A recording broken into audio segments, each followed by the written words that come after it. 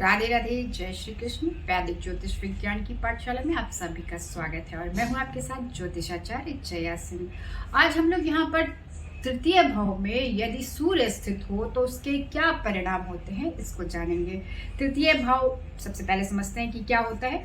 तो तृतीय भाव क्या है, हमने पहले भी इस चीज पर चर्चा की है कि तृतीय भाव हमारा सामर्थ्य होता है, हमारा पराक्रम होता है, हमारी विचारशीलता होती है, हमारी मन का संतुलन होता है। तृतीय भाव हमारे छोटे भाई बहन होते हैं, हमारे अनुज होते हैं, हमारे सबऑर्डिनेट जो हमारे अंडर में काम करते हैं वो सारे लोग होते हैं। तृतीय भाव हमारे शरीर में कान होता है, गला होता है और हमारे हाथ होते हैं। हमारे बाहुबल हमारे तृतीय भाव से जानते हैं। यही नहीं, हमारे पिता की आयु भी हम तृतीय भाव से ही समझते हैं।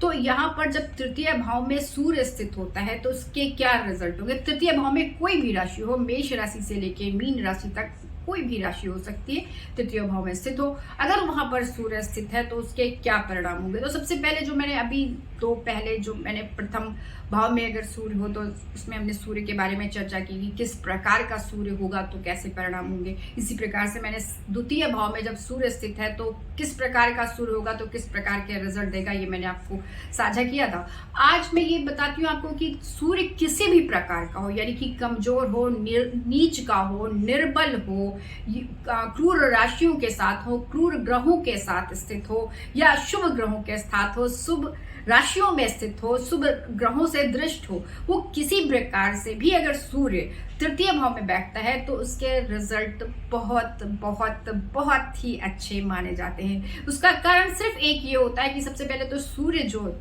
है वो हमारे जो सारे जोडियाक है, हमारा जो राशि है जिसमें जो 9 ग्रह है उसमें सबसे ज्यादा स्ट्रॉन्ग है, सबसे ज्यादा मजबूत है, पिता का कारक है सूर्य, उसमें बहुत ज्यादा तेज होता है, जिसके तेज से बाकी सब ग्रह चमकते हैं। तो वह उसमें बहुत ज्यादा पावर होती है।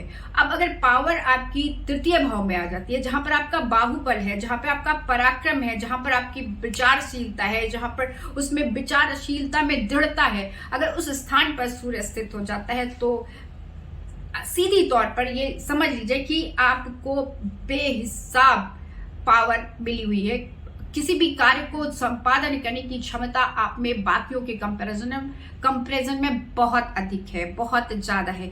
आप बहुत ही ज्यादा तन्मयता के साथ किसी भी कार्य को करते हैं और उसमें बहुत ज्यादा मेहनत करते हैं और उसके पराक्रम के रिजल्ट भी दिखाई देते हैं। ज्यादातर मैंने देखा है, पाया है कि जो खिलाड़ी होते हैं, प्लेयर्स होते हैं, स्पेशली क्रिकेटर्स, उनकी कुंडली में तृतीय भाव का संबंध सूर्य से कहीं ना कहीं जरूर आता होता है, क्योंकि उसका संबंध धन से भी होता है। जातक भरण में चिंतामणि में, जातक चमत्कार चिंतामणि में ये दिया गया है कि अगर तृतीय भाव में सूर्य बैठा है तो धन, स्वास्थ्य, नैतिकता प्रदान करता है, जातक को प्रसिद्धि और मौलिक दयावान बनाता है, शासक के तुल्य बनाता है। पुरुष राशि में यदि बैठा हुआ है सूर्य तो दार्शनिक बनाता है, सामाजिक बनाता है, शांत बनाता है और बुद्धिमान और विद्या से संबंधित क्षेत्रों में अत्यधिक जागरूकता प्रदान करता है। यही नहीं, अगर सूर्य मिथुन, तुला, धनु आदि राशि में बैठा है तो जातक को एक बेहतरीन लेखक बनाता है, एक प्रशासक बनाता है, एक प्राध्यापक बनाता है और जो भी चीज बनाता है वो बहुत हाई लेवल का बनाता है, क्योंकि जो एफर्ट करने की जो क्षमता है वो एक्स्ट्रा ऑर्डिनरी होती है।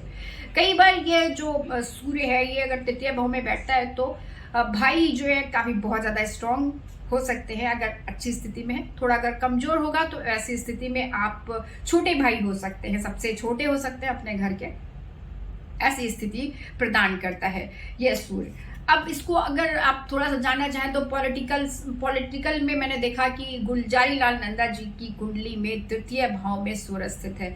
अब सूर्य स्थित है तो उन्होंने कभी प्रयास नहीं किया कि वो प्रधानमंत्री की पोजीशन पर पहुंचे या उसके लिए उन्होंने पॉलिटिक्स नहीं की, पर फिर भी उनको ऑटोमेटिकली गुलजारी लाल नंदा जी को कार्यवाहक प्राइम मिनिस्टर के रूप में 2 बार बनाया गया। यही नहीं, वीरेंद्र सहवाग जी की कुंडली में भी सूर्य तृतीय भाव में स्थित है और तृतीय भाव में स्थित होकर सूर्य ने उनको अंतरराष्ट्रीय स्तर का खिलाड़ी बनाया। इसी प्रकार से बहुत सारे और भी चार्ट्स हैं जिसमें मैंने पाया जो प्रशासक है या फिर कोई लेखक है या फिर आप टीवी के एंकर होते हैं, वो सारे के सारे ज़्यादा तक देखा गया है कि जिनमें एक्स्ट्राऑर्डिनरी क्षमता होती है अपने कार्य को करने की, वहां पर सूर्य अधिकतर तृतीय भाव में ही पाया जाता है।